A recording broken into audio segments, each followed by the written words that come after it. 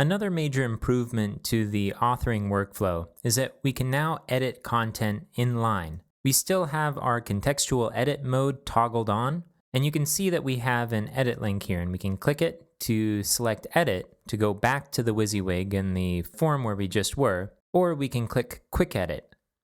When we do that, anything that can be edited has this blue outline around it. So we can edit the title, the author, the date, or the content.